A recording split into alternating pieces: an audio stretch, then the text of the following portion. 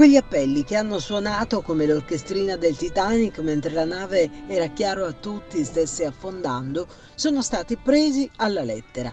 Appelli a stare sereni, a situazioni sotto controllo, ai tanto muoiono in pochi, anziani e immunodepressi, appelli sconsiderati, appelli suonati come odi all'incoscienza. E ieri la città o parte di essa ha risposto e le immagini divenute virali di assembramenti di giovani e non solo, che hanno, in virtù degli inviti a stare sereni, valutato la sospensione delle attività scolastiche e universitarie come un graditissimo periodo di vacanza anticipato e prolungato, erano ad affollare locali e attività commerciali, incuranti delle norme stringenti, delle distanze di sicurezza imposte, e con essi gestori di locali che non le hanno fatte rispettare, e ancora a catena assenza di controlli che avrebbero imposto sanzioni.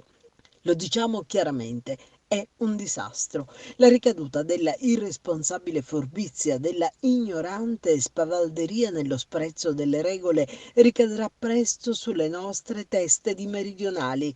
Il controesodo che in queste ore sta caratterizzando gli spostamenti in direzione sud, anche quello irresponsabile perché nella gran parte non segue le quarantene imposte, veicolerà grandi numeri in termini di contagi, numeri che la nostra sanità non potrà gestire. E allora bisognerà scegliere chi curare e chi no. E saranno i più deboli, gli anziani, i pazienti complessi che hanno minori possibilità di sopravvivenza, i condannati a morte. La vita sarà una priorità che verrà garantita in primo luogo a quei giovani incoscienti che continuano a frequentare la movida a scapito dei loro nonni e genitori. Restare a casa, muoversi il meno possibile solo per le necessità diventa un fatto di civiltà, di responsabilità.